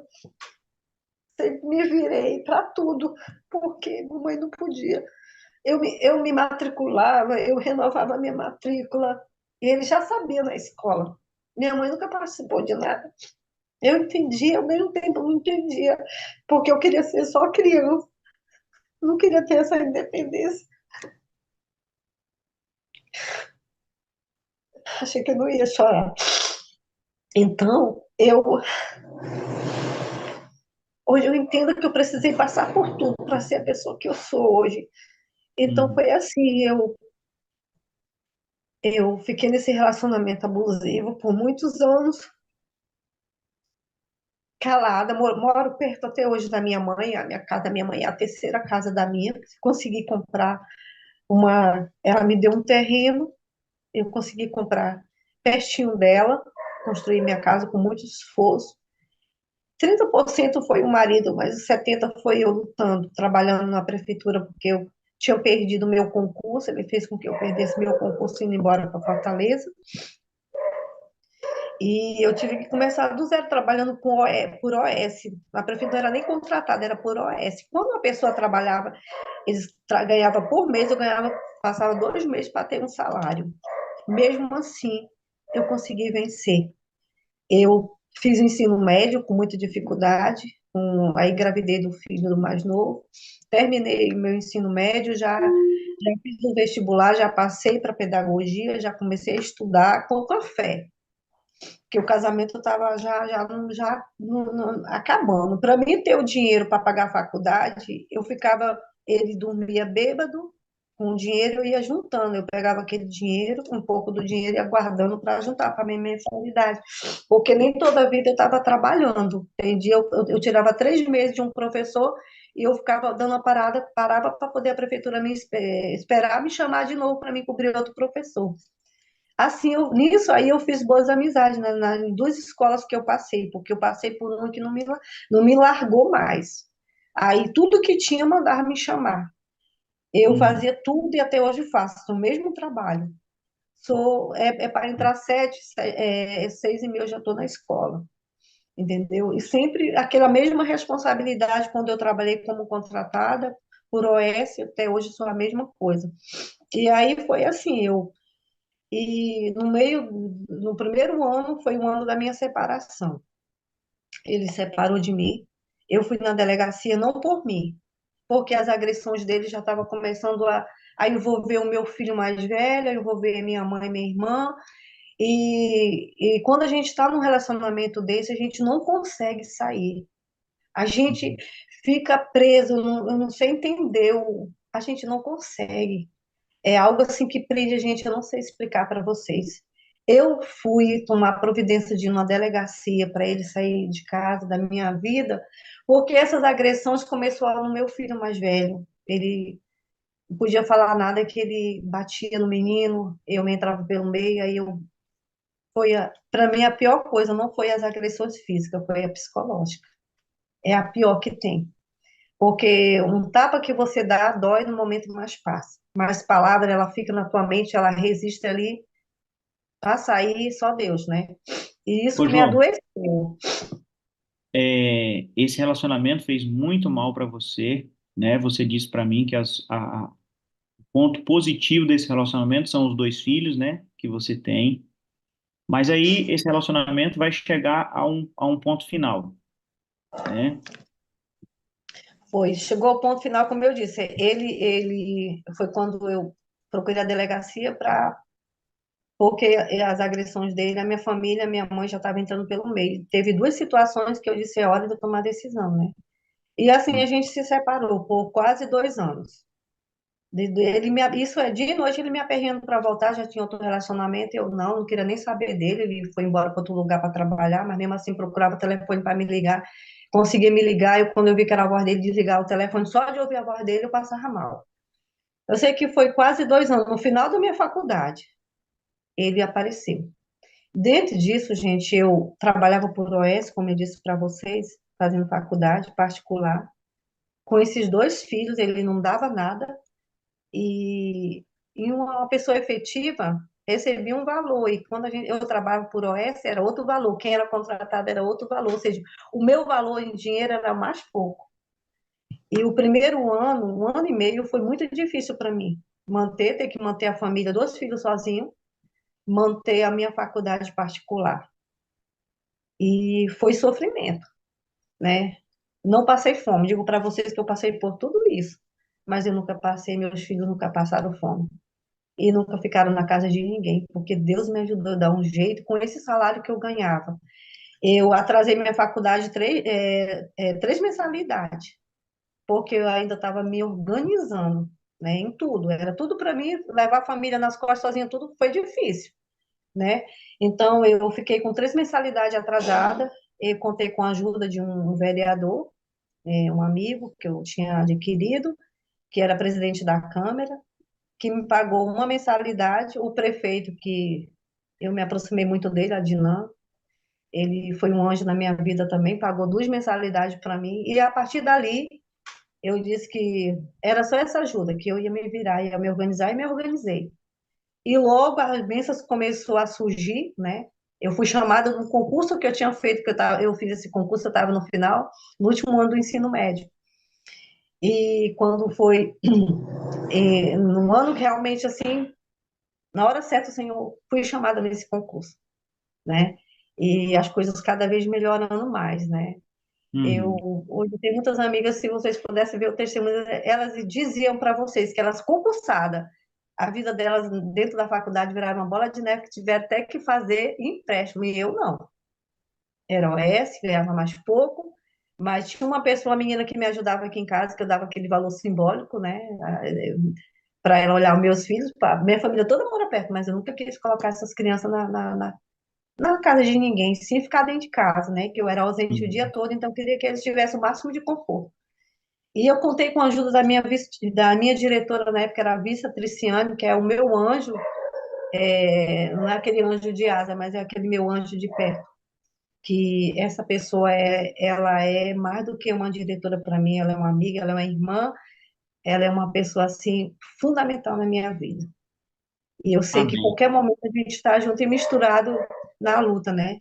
Contei com a ajuda dela e graças a Deus voltei com esse homem de novo, a minha derrota, porque assim, hoje eu digo para meus filhos que eu fiz tudo o que eu podia.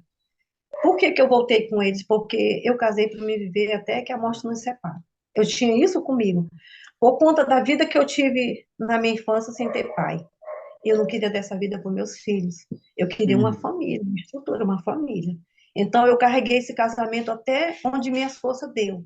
Foi quando eu fiquei em cima de uma cama, acometida de uma depressão. Eu fui chamada nessa época, eu me sentia estafada, por conta que eu trabalhava, estava intermediária, era uma vida corrida, sábado, domingo. Na época eu estava fora da igreja, fiquei fora. Sábado e domingo eu estudava, feriado, férias na faculdade. Então eu vinha assim de uma estafa mental e assim tão cansada. Eu digo que eu não tive uma depressão, porque eu acho que eu tive assim uma estafa mental e física por conta da Uhum. correria, né? A escola longe, tudo longe, e eu não tinha descanso, né? Porque quando eu chegava em casa à noite era estudar para fazer prova da faculdade no final de semana. Na semana aquela correria, quem é professora sabe que não é fácil. Então, esse vereador bendito me convidou para uma vice-direção. Eu falei que eu nunca tinha pensado, porque eu estudei para me ser professora. Eu queria ser professora. Eu nunca quis um cargo além desse, né? Eu estou Aham. estudando porque precisa de um diploma, mas eu quero me aperfeiçoar na minha profissão, que eu escolhi, eu estudei ser professora. E Jó, aí sim, é, você então, mesmo tendo sofrido tudo, ser 2 anos separado, você volta com o marido, aí isso leva você ao extremo, né, de ficar na cama, e lá na cama você fez um pacto com Deus. foi. Que pacto foi esse? Eu fiquei, assim, um ato de... eu quem descobriu na realidade que eu estava, que, né, como eu disse, né, eu fui chamada para ser diretora, eu fui diretora, eu ia ser vice, né, porque eu estava me sentindo já cansada, eu estava me sentindo que eu estava meu corpo estranho, a minha vontade de me isolar, a vontade só de chorar, a minha vida derrotada por conta dentro de casa não tinha paz, era só violência. E quando estava só o final de semana, beleza, mas a bebida dele estava de domingo a domingo. E aí eu trabalhava o dia todo e à noite era lutando com ele. À noite sem dormir, ele mata, não mata. Era a casa pegando fogo, que ele deixava a panela no fogo. Eu fingia que estava dormindo para ver se ele se aquietava. Foi uma vida infernal. Esses 2 anos da volta foi o pior que teve, que me deixou em cima de uma cama. Certo, aí fui ser diretora de uma escola para ver se minha vida melhorava, porque eu alfabetizava, e isso requer muito da gente, né? Eu queria, assim, algo que me desse, me desacelerasse mais, me desse mais um descanso. E surgiu eu relutei muito para não ser diretora, mas me insistiram muito, esse vereador junto com o prefeito, porque por conta do trabalho que eu fazia dentro de uma sala de aula, eles falaram que queria me dar, que eu merecia, né? Porque o prefeito, não sei quem falou para ele da minha vida sofrida. E ele queria me dar, tipo, essa oportunidade, por eu ser essa pessoa tão ao pé dele, uma boa profissional, né? E eu ia dar junto na equipe dele, levando uma escola, né? À frente de uma escola. E eu aceitei o desafio. Foi 6 meses. Levantei uma escola que estava desacreditada pela comunidade. Comprasse alguma coisa, eles entravam pelo telhado e roubavam. E eu fiz um trabalho, 6 meses fazendo esse trabalho junto com Deus, né? Deus à frente. Consegui trazer essa comunidade para dentro da escola, fazer um trabalho diferenciado. Dizer que foi fácil, não foi. Porque eu não me preparei para ser diretora de uma escola. Foi Aham. Deus que fez isso comigo dentro de 6 meses. Eu lembro que eu fui no meu pastor e eu disse assim, pastor, me ajuda. Eu não quero ser daquela escola. É muito problema, já estou com problema, não estou bem de saúde. Ele dizia assim, se Deus te escolheu, pastor Ademar, que hoje ele não é mais pastor, ele, ele se afastou. Ele dizia assim para mim, irmã, se Deus te escolheu, tu vai ter que estar lá. Deus te escolheu, não foi tu, não, foi ele. Você vai dar conta, volte para lá. Ia na secretária de educação, hoje ela é adventista, doutora Mosimeira, até falei para ela que eu estaria contando testemunho. Fui lá, eu entreguei por 2 vezes. Ela, não, senhora, é assim mesmo que eu te quero é lá, porque eu gosto de pessoa desse jeito. Você foi muito bem falada pelo prefeito, então eu quero você na minha equipe. Fiquei 6 meses lá, fiz, fiz de tudo para que essa confiança que eles me deram valesse a pena. Com 6 meses eu comecei com a dor na minha coluna que eu não conseguia andar de bicicleta, que para tudo enquanto era em cima de uma bicicleta. Eu em cima dessa bicicleta e era tudo longe, essa escola tudo longe da SEMEC, né? Que aqui chama SEMEC. Tudo eu ia atrás em cima de uma bicicleta e eu adoeci ruim da coluna. E eu fui procurar, eu estava quase sem andar, fui procurar um médico, ortopedista. Quando eu cheguei lá, ele conversou e eu travada, e ele disse, tu não tem só isso não, tu tá com depressão. Aí eu comecei a chorar, né? Porque só Deus sabia o tanto que eu estava ruim. Deus usou esse homem para dizer isso para mim, eu estava ruim. Ele passou Uhum. medicamento, me passou por uma psiquiatra. Eu disse, mas eu não estou doida. Ele disse, não é para doido. Ele trabalha com a mente, ele vai te dar um medicamento que vai te ajudar, porque se tu não se cuidar, tu pode correr risco. Aí ele viu como é que eu estava, né? E assim eu fiz. Ele me fez um encaminhamento que não podia fazer isso. Eu não posso fazer isso, porque é um clínico, mas eu vou te encaminhar. Me ajudou em tudo. Eu procurei um psiquiatra. Uhum. E comecei a tomar medicamento para depressão, porque eu não dormia, gente. Eu dormia, eu deitava, eu tinha aqueles cochilos. Eu já dormia com a agenda do meu lado, o que é que eu ia fazer outro dia na escola, né? Eu tinha um cronograma. Então, eu tinha aqueles cochilos. Eu não sei se vocês já sentiram quando vocês estão fracos, doentes, que tem aqueles cochilos que se espanta. Assim era a noite todinha e eu com a agenda na mão. Eu dava aqueles pontos, já deixava a luz ligada, eu ia escrevendo o que que eu ia fazer no outro dia na escola. E eu estava assim, já mesmo quase pirando. Eu fui para o fundo do poço. Foi quando eu pedi ajuda para minha mãe, eu comecei a tomar esse medicamento e fiquei 6 meses tomando esse medicamento dormindo. Eu tinha até vergonha que a minha irmã vinha fazer as coisas para mim. Eu lavava uma louça cochilando e voltava a dormir. Era a dose de elefante que eu tomava. Para Uhum. poder, isso é toda uma história que eu passei. Mas eu tive que tomar os remédios fortíssimos para poder me derrubar, porque eu não conseguia dormir. Meu cérebro não parava. Ele ficava igual uma esponja quando ela enche, que ela transborda. Eu não conseguia. Eu tive uma semana que eu não fui mais. Fiquei 6 meses parada e quis voltar para a escola. Não aguentava mais ficar dentro de casa. Tentei voltar para a escola, voltei. Com 15 dias que eu estava, voltei para a sala de aula, porque a psiquiátrica me deu, eu tinha que voltar. Ela mandou eu voltar, eu voltei. Se ela está dizendo que eu quero para me voltar, eu vou voltar, né? Porque não tem como ela tá mandando, é porque ela tá achando que eu tô bem, então eu vou. 15 dias eu passei na escola, 15 dias de terror. Quando eu vi os meninos começarem com aquele barulho, dá vontade de eu sair correndo doida. E agoniei, me agoniei, mas eu fiquei 15 dias na barra mesmo, dizendo para a diretora, por honra mesmo, fazendo assim, fazendo igual a minha mãe, dar tipo o coração para mim honrar. Mas Deus sabia o Uhum. tanto que estava ruim. E aí começaram a dizer assim lá na escola: esses remédios não é de Deus. Essa depressão não é de Deus. Para de tomar esses remédios. Depressão é doença da alma. Para de tomar esse remédio. E a besteira que eu fiz foi parar de tomar uns medicamentos fortes, 6 meses eu tomando tudo. E eu comecei a parar de tomar antidepressivo, comecei a parar de tomar tudo. De uma vez, parei.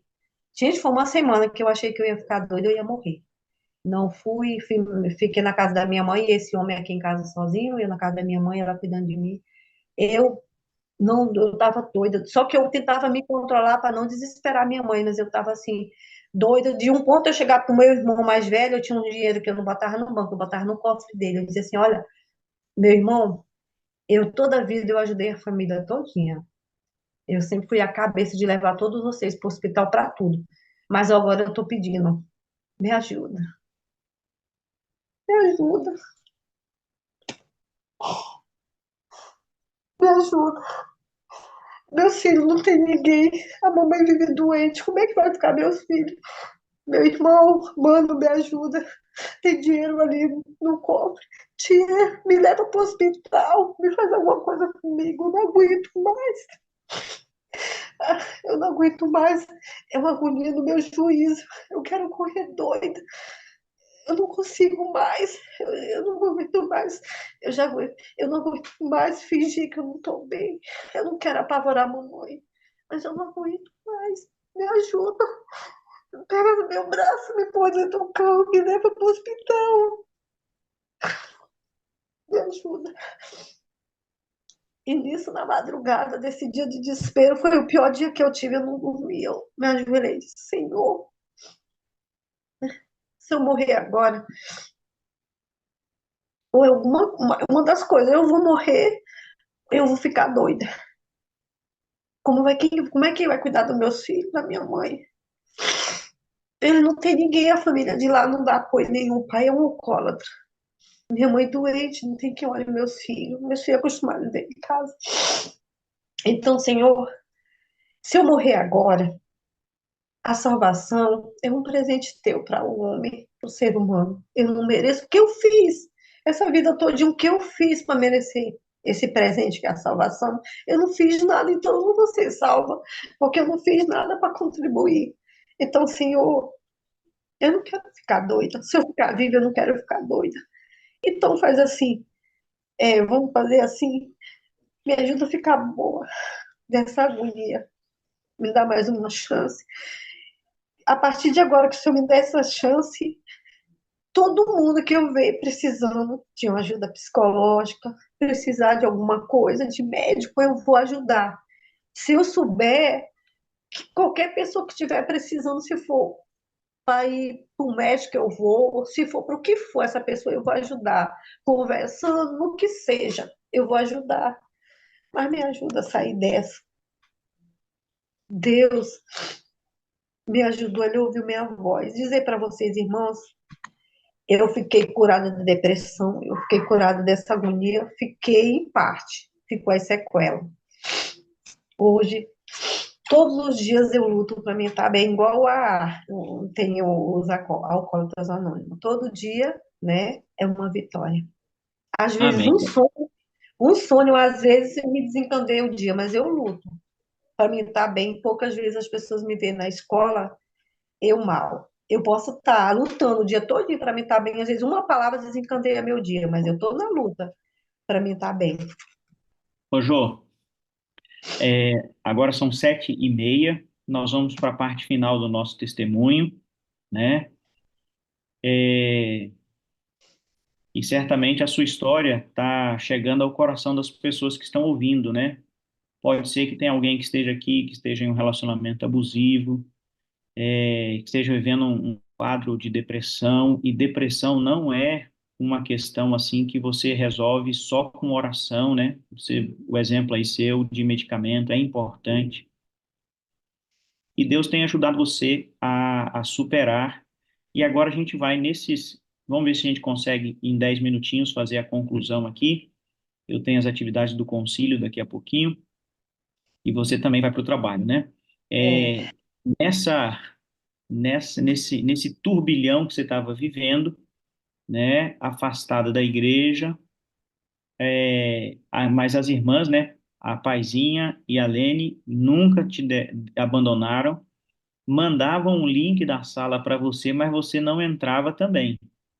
E aí um dia você foi numa cabeleireira e lá ela falou com você da sala, Uhum. né? Você A conhece a sala Aline, lá. a Aline, ela mandava um monte de mensagem para mim, né? E sempre me cobrando, disse, Lene, eu tô me preparando, eu vou voltar, Lene, eu tô, tu sabe, eu já te falei que eu não já prometi que eu vou voltar, porque por mais distante que eu tive, assim, da igreja, mais do que eu tive distante de Deus, porque hoje eu entendo o Espírito Santo, né?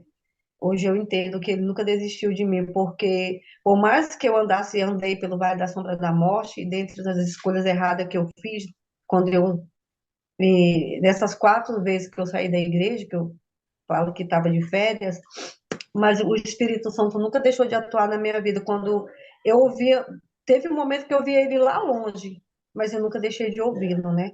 E a Lene atrás de mim o tempo todo eu disse para ela, eu estou me preparando, esse ano eu me batizo. E ela ficava, quanto que mesmo que é teu batismo? Tu já marcou, tu já falou com o pastor? Eu digo, Lene, calma, mulher, eu tô, porque tu sabe que eu sou sincera, eu ainda tenho umas coisas que eu preciso deixar.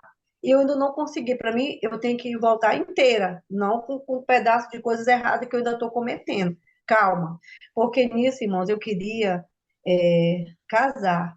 Eu tinha conhecido esse meu marido, estava junto, ele não queria casar comigo. E eu queria que ele casasse, então eu estava dando tempo para ele. Para mim, estava o tempo todo pedindo ele em casamento. Eu quero. Aí então eu disse, rapaz, eu quero casar, porque para mim ficar contigo, eu quero Deus, eu quero você, mas eu quero Deus. Eu deixei muita coisa para viver do teu lado, então eu quero, nesse momento, eu quero só, o que eu quero é que a gente legalmente case para eu voltar para a igreja. E eu precisava disso, aí eu ficava nisso aí.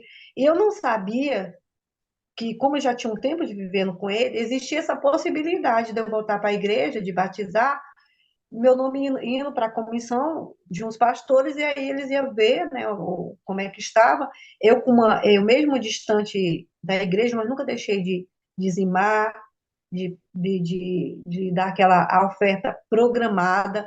Eu nunca deixei isso. Uhum. É tanto que quando eu ia visitar a igreja, eu chegava lá e eu me sentia como se eu nunca tivesse saído. Por quê? Aí, construindo a igreja, reformando, eu me sentia que eu fazia sempre parte, porque eu nunca deixei de fazer. Sabendo eu que isso não ia me levar para o céu. Mas eu não tinha coragem de pegar aquilo que não era meu para gastar. Eu tinha que devolver. E assim eu fiz, né? Quando eu conversei, que eu vi, me falaram que, olha, se tu quiser voltar para a igreja, tem essa possibilidade, eu não hesitei. Foi quando eu entrei em contato com o pastor Jameson, né, que era do meu distrito, e falei com ele, né? Primeiro eu falei com o ancião. Aí ele conversou com o pastor, ele entrou em contato comigo. Aí eu falei para ele que eu queria umas condições, se ele pudesse. Eu queria me batizar num dia que não fosse de culto, porque já estava com vergonha dessas idas e voltas e me rebatizar. E que eu não queria, eu queria chamar umas pessoas para ir. Olha, o Espírito Santo, ele é tão lindo. Aí sim, voltando antes disso.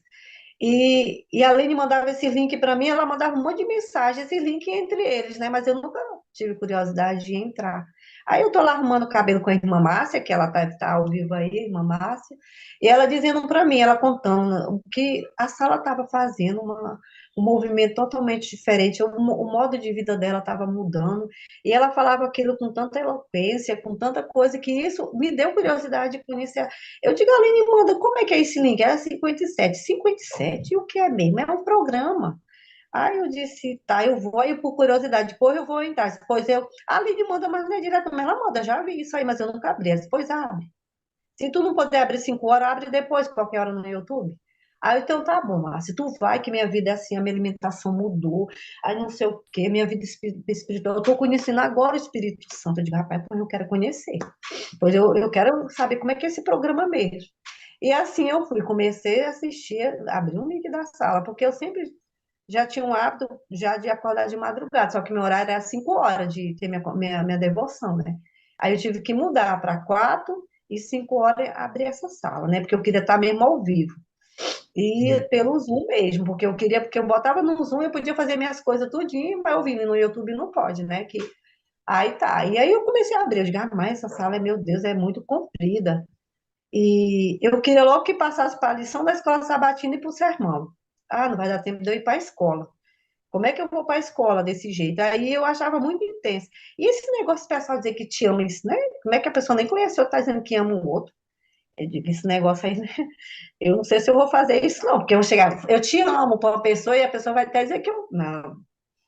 Aí eu digo, não, isso aí eu não vou fazer isso, não.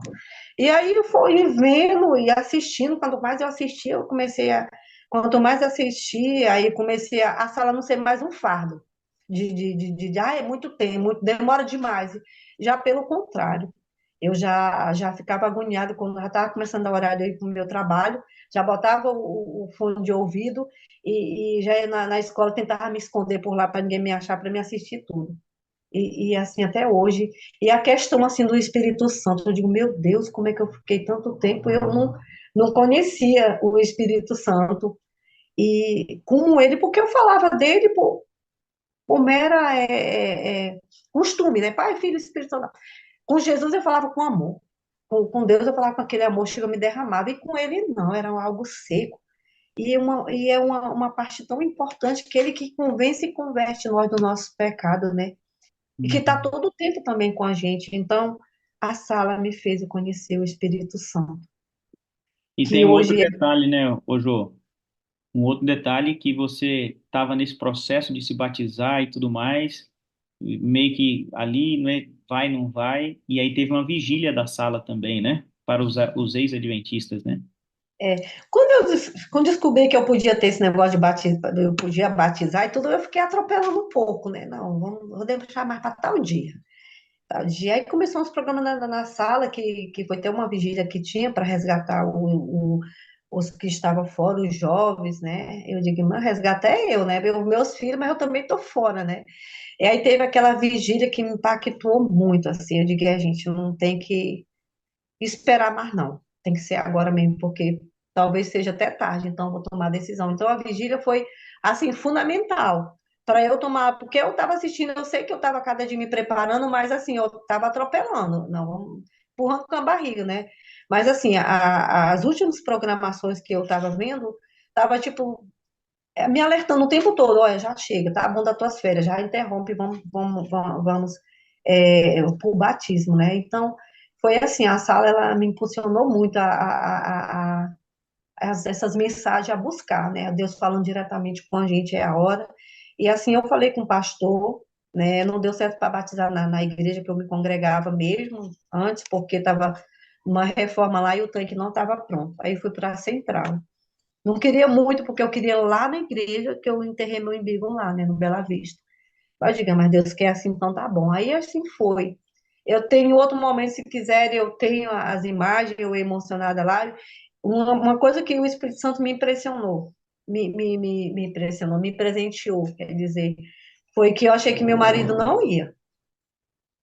Eu convidei ele esporadicamente, assim, sem fé, né? Olha, eu vou me batizar tal dia. Porque já que ele nunca quis casar comigo. Então, e outra coisa, irmãos, ele dizima na igreja, ele leva o dízimo, do jeito dele, né?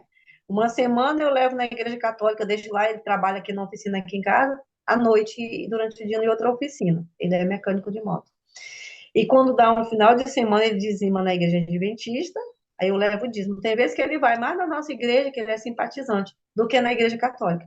Aí eu vai quando dia de domingo, no outro domingo, ele diz, Jô, tu vai lá na igreja, devolve meu dízimo lá na católica. Aí eu chego, o pessoal já sabe, né? Eu entrego lá para as irmãs lá na igreja católica, é o dízimo do meu marido aqui. Aí, vai ficar aqui, não, quando alguém não me conhece, que é diferente lá, que está recebendo o dízimo lá. Eu digo, não, porque eu sou da igreja adventista, só vim entregar o dízimo do meu marido. Aí eu vou para a igreja adventista. E ele foi para o batismo, essas pessoas que eu chamei foi muito emocionante, né? Foi assim, para mim que eu ia, se eu tivesse morrido naquela hora ali, eu tinha certeza que eu estaria descansando no Senhor, porque foi como se eu tivesse batizado a primeira vez, né? A emoção, a volta para casa, né? Porque não tem um lugar melhor. Eu nunca me senti no mundo acolhida, como eu me sinto dentro da igreja. Para Uhum. mim, essa família, ela é única. Amém. E eu falo assim, Deus escolheu muita gente, mas eu também escolhi ele, porque eu sempre procurei Deus, mesmo na minha inocência de adolescente. Eu sempre tive esse vazio que foi preenchido dentro da igreja. E essa Sim. igreja, na qual que eu escolhi, que eu amo. Quando eu estou lá, dá vontade de nem sair quando eu estou dentro da igreja, né? Quando eu estou com meus irmãos, dá vontade nem Parece que meu mundo é ali. E é um pedacinho do céu, quando eu estou dentro da igreja. Então, eu louvo Amém. muito a Deus. E assim, quero dizer assim que Deus ele é bom o tempo todo. E essa sala ela não veio por acaso. Realmente ela veio para resgatar uma Josânia que estava lá no mundo perdido, né? Sem força para voltar, sabia que estava na hora de voltar com as coisas arrumadas, mas precisava dessa mão para me puxar. E essa sala foi essa mão, através do Espírito Santo, da pessoa do pastor Wagner, com toda a sua equipe, né?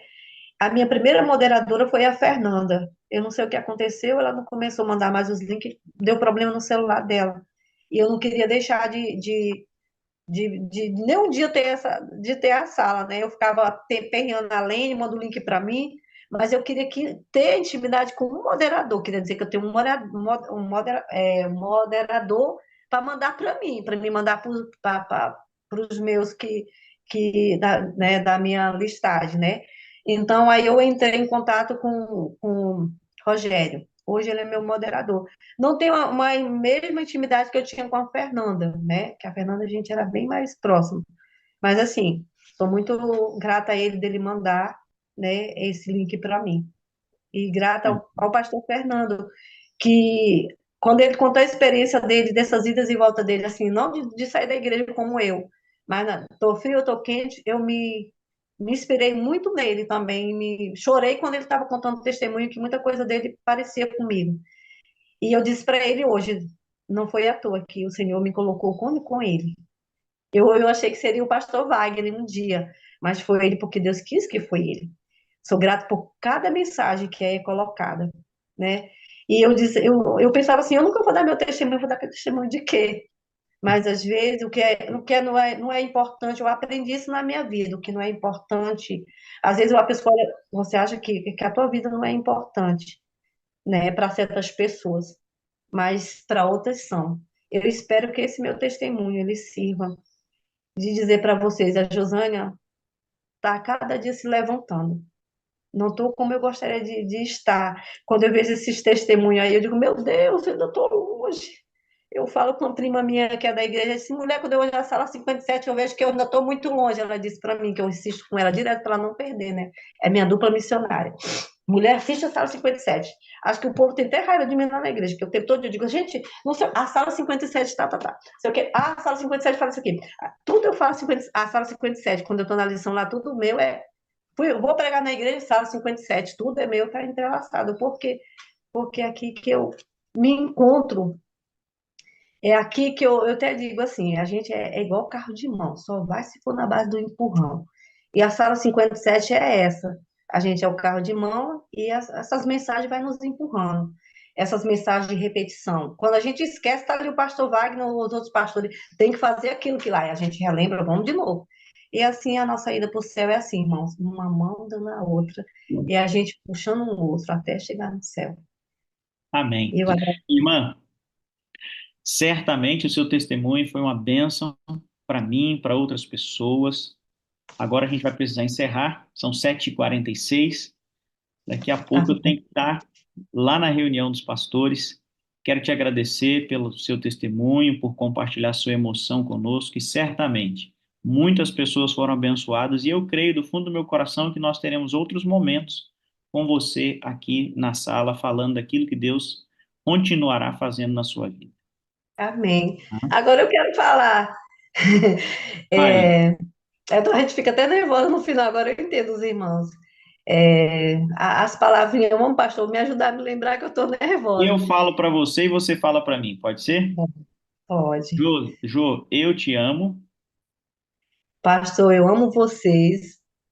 eu preciso de você para ser feliz, Vocês são a parte visível de Deus. eu creio mais em Deus porque você existe. Eu creio mais em Deus porque vocês existem. Muito obrigada pelo amor. Vamos orar para que essa sala até Jesus voltar não acabe, para que muita Josânia seja alcançada aí no meio do mundo, né? Para que muitas pessoas possam ser resgatadas. E nunca Amém. desista daqueles que saíram, porque uma vez adventista, não tem outra religião, a gente pode rodar igual peão, mas a gente acaba voltando para casa. É o Amém. melhor lugar. Muito Em nome. obrigada. Um beijo para todos. Obrigada. Eu que agradeço. Fica aí na tela, nós vamos orar. Feche seus olhos. Querido Deus e bom Pai, obrigado pela reunião de hoje, obrigado pelo teu amor, tua paciência, obrigado por aquilo que o teu Espírito faz na nossa vida. Batiza-nos, Deus, para este dia, para que sejamos uma bênção na vida de todas as pessoas com as quais entrarmos em contato. Continua fortalecendo a Jô, a sua família.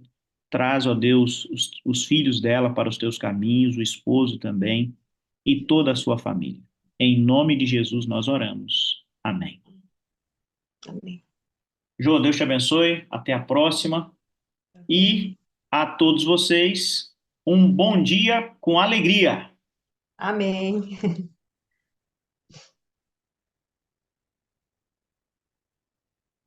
Bom dia com alegria, Bom dia com alegria, bom dia, Bom dia, alegria. Jô.